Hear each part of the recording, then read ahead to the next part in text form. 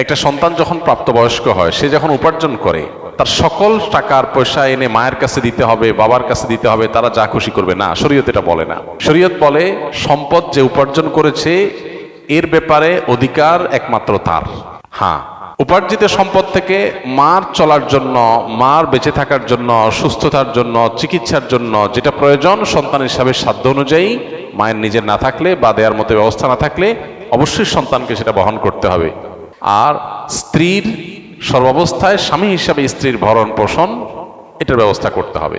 এর বাইরে উদ্বৃত্ত টাকা সেটা ছেলে কি মাকে উপহার হিসাবে অতিরিক্ত দিবে, না স্ত্রীকে দিবে, না কাকে কত দিবে, নাকি আদৌ কাউকে না দিয়ে নিজের অ্যাকাউন্টে রাখবে, এটা একান্ত তার ব্যাপার। এখানে শরীয়ত মা বাবাকে ইন্টারফেয়ার করার অধিকার দেয় নাই সেইভাবে যেভাবে আমাদের অনেক মা বাপ মনে করেন যে তাদের অধিকার আছে। ছেলে বিদেশ গেছে, উপার্জন করে টাকা পাঠাবে সব বাপের নামে মায়ের নামে, তারা যা খুশি করবে, তারা সেখান থেকে বৌমাকে যা দেওয়া দিবে আর যা দেওয়া দেওয়ার না দিবে না। এভাবে আসলে ইসলাম মা বাবাকে এতটা অধিকার দেয় না যে সম্পদ সারা জীবন যা কামাই করবে সব বাপ মা যা ইচ্ছা তা করবে। জি না, এই সুযোগটা নেই। অনেক মা বাবা এটা জানেন না এবং এখানে অনধিকার চর্চা করেন তারা। সন্তান হিসাবে অবশ্যই মা বাবার সামনে যত বেশি সম্পদ নিজেকে, যত বেশি সম্ভব নিজেকে বিনয়ী করে তুলবে, সমর্পণ করবে, তাদের কথা মতো চলার চেষ্টা করবে। তাদের লাগবে 10 টাকা, সম্ভব হলে 15 টাকা দিবে। তাদের যা দরকার তার চেয়ে বেশি দেওয়ার চেষ্টা করবে, তাদের চাহিদার চাইতে বেশি সেবা করার চেষ্টা করবে। এটা সন্তানের জায়গা থেকে তার মানসিকতা থাকা উচিত। মা বাবার প্রতি কর্তব্য বোধের জায়গা থেকে তারা আমাদের মা বাবা। আল্লাহর পরে তাদের সদাচরণ করার গুরুত্ব সবচেয়ে বেশি আল্লাহর ইবাদতের পরে।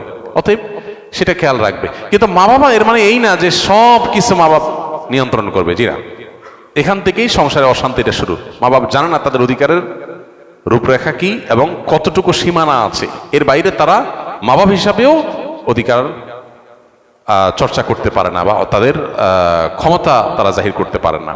এটা আমাদের সমাজে জানাশোনা নেই। এই জায়গা থেকে সমস্যাগুলো তৈরি হয়। একটা হাদিস আছে, সেখান থেকে কিছুটা অনেকে ভুল বোঝেন। হাদিসটার হলো এই, নবী সাল্লাল্লাহু আলাইহি ওয়াসাল্লাম বলেছেন, আনতা ওয়া মালুকা লি আবিক, তুমি এবং তোমার যাবতীয় এবং সমুদয় সহায় সম্পদ সব তোমার বাপের, মায়ের, বাবা মায়ের। এই হাদিসের মানে অনেকে মনে করেন যে কেউ যা কামাই করবে সারা জীবন যত কিছু করবে সব বাপ মার। জি না, এই হাদিসের ব্যাখ্যা হলো তুমি তোমার উপার্জিত সম্পদ এখানে তোমার বাপ মার, অর্থাৎ তাদের খরচ খরচার জন্য যতটুকু দরকার ততটুকু তোমার এখান থেকে নেওয়ার অধিকার তাদের আছে। এখানে সমুদয় সম্পদ বোঝানো হয় নাই। যদি সমুদয় সম্পদ বোঝানো হতো তাহলে জাকাত তো বাপমার উপরে বর্তাইতো, ছেলের উপরে বর্তাইতো না। কারণ সম্পদ যদি একজনের হয় জাকাত তো আরেকজনের উপরে বর্তাবে না। এরকম আরো বহু প্রশ্ন তৈরি হবে। এই জন্য এই হাদিসটার ব্যাখ্যা আমরা অনেকে ভুল বুঝি এবং এর ফলশ্রুতিতে অনেক মা বাপ একটু বাড়াবাড়ি করেন, সীমা লঙ্ঘন করেন এবং সেক্ষেত্রে স্ত্রীর সাথে ছেলের দূরত্ব তৈরি হয়। এগুলো আমাদের ব্যালেন্স করতে হবে।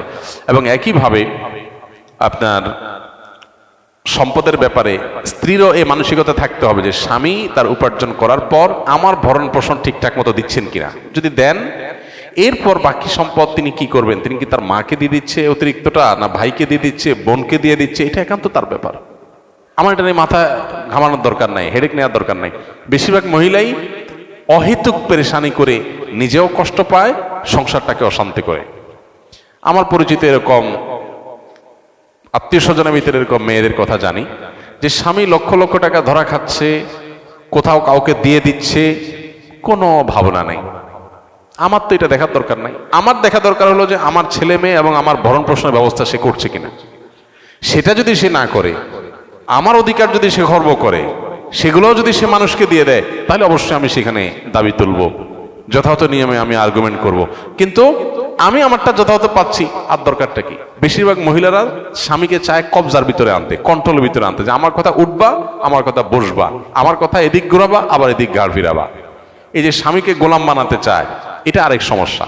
তাহলে একদিক থেকে মা বাপের সমস্যা, আরেক দিক থেকে বইয়ের সমস্যা। এই সমস্যাটা কেন হয়? কারণ তার কতটুকু অধিকার আছে এটা সে জানে না। তার যতটুকু অধিকার আছে তিনি তার চাইতে আরো বেশি খাটাইতে চেষ্টা করেন। এটাই হলো একটা ভুলের জায়গা। দাম্পত্য জীবনের সুখ শান্তির জন্য এই জিনিসগুলো অনেক গুরুত্বপূর্ণ। এই জন্য বিয়ের আগে ট্রেনিং হওয়া দরকার। সন্তানকে ছেলে মেয়ে করে বিয়ে করাবেন, সেখানে কি করবেন কি না করবেন, কোথায় অধিকার খাটাতে যাবেন কোথায় খাটাতে যাবেন না, এগুলোর উপর ট্রেনিং হওয়া দরকার। আমার অনেক দিনের স্বপ্ন ইনশাআল্লাহ এরকম একটা ট্রেনিং ডেভেলপ করার, যে বিবাহ ইচ্ছুক ছেলেমেয়েরা এই ট্রেনিং করবে। এটা এই লং ট্রেনিং হবে, পাওয়ার পয়েন্ট প্রেজেন্টেশন হবে, যে তারা দাম্পত্য জীবনকে সুখী করবার জন্য তাদের কোন কোন পলিসি পদ্ধতি অবলম্বন করতে হবে, চ্যালেঞ্জগুলো কিভাবে ওভারকাম করবে, এই সব বিষয়গুলো থাকবে। ইনশাআল্লাহ খুব শীঘ্রই আমরা এটা হয়তো ঘোষণায় যাব এবং এই ট্রেনিংটা শুরু করব। তো আমাদের বাসা বাড়িতে যে অশান্তিগুলো আছে, যে কলহগুলো আছে, আল্লাহ তাআলা সেগুলোকে দূর করার তৌফিক দান করুন। সবাইকে যার যার অধিকার, সবাইকে যার যার করণীয়গুলো আদায় করার তৌফিক দান করুন।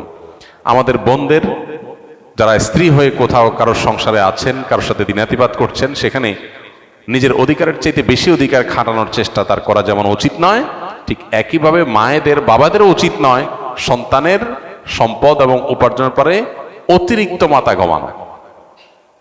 কোন ছেলে বউয়ের পিছনে টাকা একটু বেশি খরচ করে, একটু বউ পাগল বেশি হয়। মা বাপ হিসাবে তাদের দায়িত্ব হলো সন্তান সীমা ছাড়াই গেলে তাকে সুন্দরভাবে বোঝানো যে বাবা ব্যালেন্স করো, পরিমিত হও, হিসাব নিকাশ করো, অতি পাগল হয়ে যেও।